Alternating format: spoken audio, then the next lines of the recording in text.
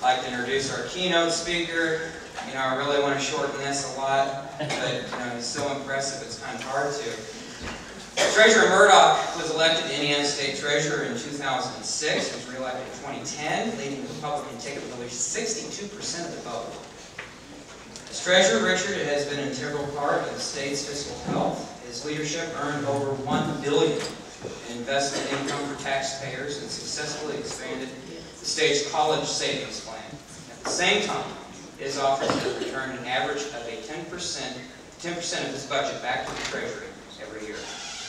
He is known nationwide, this is most impressive to me, for courage, for leading the legal fight to challenge the Obama administration's illegal bailout and the takeover of Chrysler. Richard took this case all the way to the United States Supreme Court on behalf of Indiana pensioners. His courageous efforts were featured in articles by George Will, the Wall Street Journal, as well as Fox News and other media outlets. I am very pleased and honored to introduce our speaker this evening, Indiana Treasurer Richard Mourdock.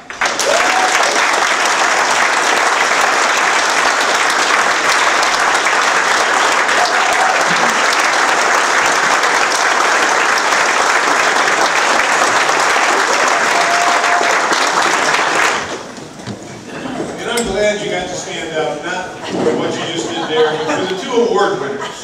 Because I know the room's kind of tight, it's getting a little cramped up. Really, I'm glad you got to stand up. You know, this is, well, let me put it this way. I think not the most recent time prior to tonight, but the last time I was in Madison was about 2 weeks before the election, and we were down on the riverfront, and the wind was blowing over the river. It was gray and overcast, and it was misting and raining, and it was 50 degrees, and it felt like 30. And I was down there today, it was the same thing. It's amazing to me. Well, I am so pleased to be with you tonight. You know, I sense the excitement in this room. What you all did last fall was truly historic, and I have no doubt that, as was said at this microphone earlier, the full effect of it is not going to be felt over the next few weeks, months, but over years, decades, and maybe even generations. Because our philosophy is different than the Democrats. Let me give you just one example. My wife and I have come here from our home in Darmstadt. We've come to Madison a couple times and stay here, and we stay over in Vive, you know, we do the B&B thing, and we love coming to this town, and we like to spend our tourist dollars here.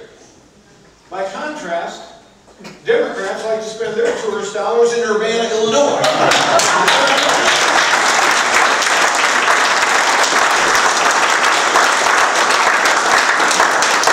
You know, as you all get ready, and by the way, I am so impressed with the candidates who came here tonight. I mean, I say this in honesty and full sincerity. You know, I get to hear at meetings like this, I'm actually speaking in 38 Lincoln Day dinners this year.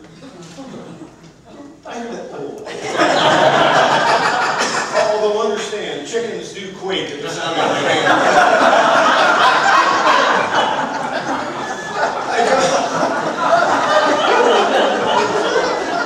And I did have the beef tonight. Yeah.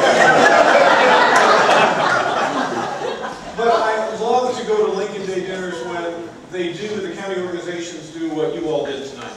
Because yes, I'm honored to be a keynote speaker, but it's more important that you hear from the people in your local community who are running for local office and the quality of those candidates. You know, leadership's first role is communication.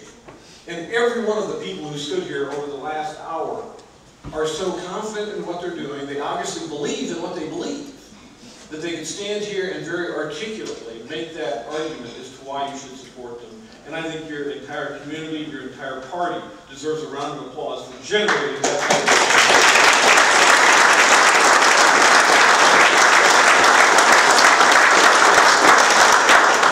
And before I hit the speech, which I will abbreviate a bit, you know, as a guy from Darmstadt, Indiana, when I set out on the campaign trail to cover the state, literally it is true, sometimes it takes me 5.5 hours from my home in Darmstadt just to get to other places in Indiana. You would have the same thing here, of course, if you headed off to South Bend or Lake County or Newton County.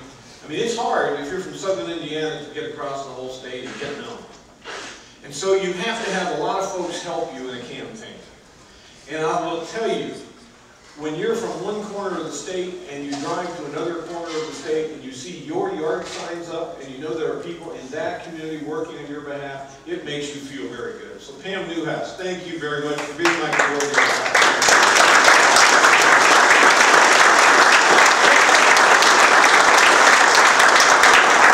Pam and I met at a women's club meeting shortly, I don't know when it was. I guess it was in the spring. It was the election season was really beginning last year, and we found out we both have a mutual love of history. And that's what I want to share with you tonight. You know, I love American history. I don't think I'd be in this business if I didn't. But I want to talk a little bit about the two people for whom this dinner is named tonight, Mr. Lincoln and Mr. Reagan.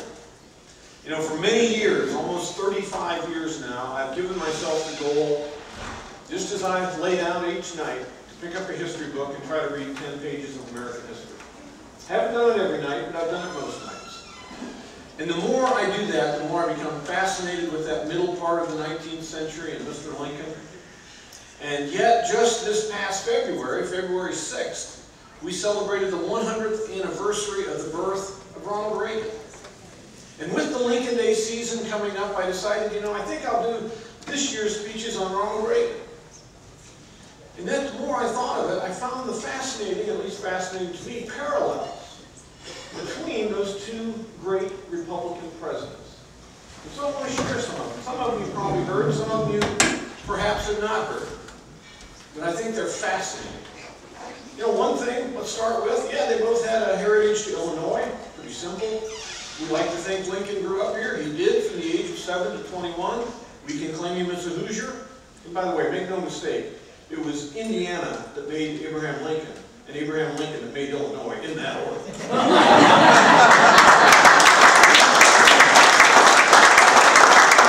I'd like to think those Democrat representatives shared that thinking over there in Urbana, but I doubt that they did. But of course, Ronald Reagan was born in Illinois.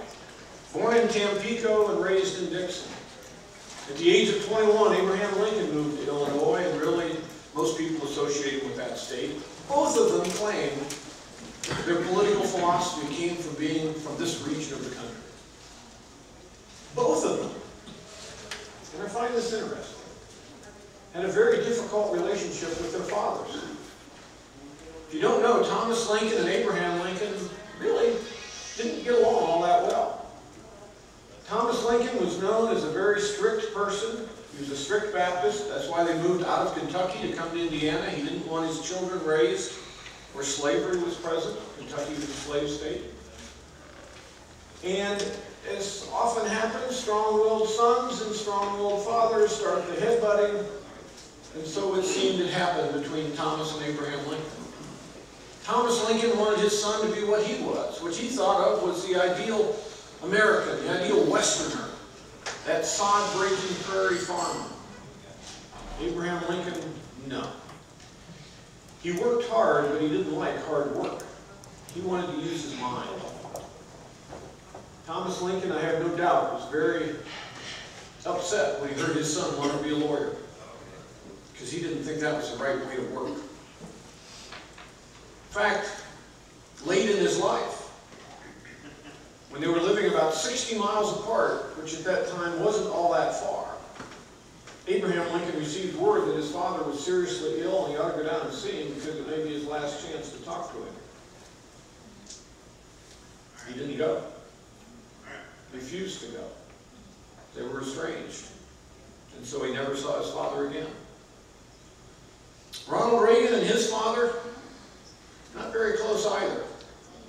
You see, Jack Reagan was a shoe salesman, and he was really close to something beyond his family. It was something that comes out of a bottle. He was an alcoholic.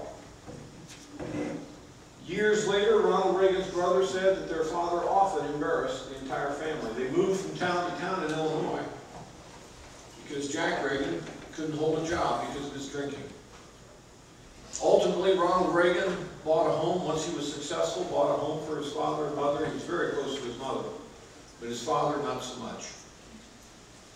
Both of them had very humble, when you think where they ended up in life. They had very humble educational backgrounds. And I find that particularly fascinating for Abraham Lincoln. You know, he is the most quoted person who has ever spoken the English language. That's pretty remarkable for a guy for whom there is no record he ever spent a single day in his life in what you and I would consider a formal classroom. Most quoted person who ever spoken the English language. He ultimately gave credit to his learning. He was self-taught largely, to the 3 B's. The Bible, the Blackstone Law Journals, and what he called the Bard. The Bard of Avon, William Shakespeare. He loved to read the works of Shakespeare. He would quote long sections at cabinet meetings. He used to drive his cabinet off.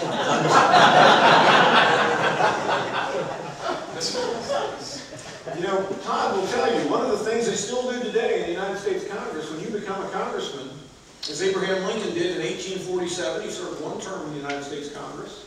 One of the first things that you do as a congressman, I'm told, is the Library of Congress sends you over a form you fill out, and you have to put your resume on it, and it's recorded in the U.S. Library of Congress for all of history to know the backgrounds of every person who served in the Congress.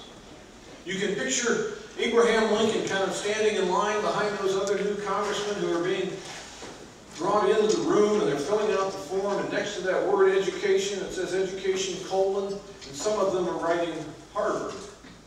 Some of them wrote Dartmouth. King's College, the predecessor to Columbia University. You know what Abraham Lincoln wrote next to the word education? Insufficient.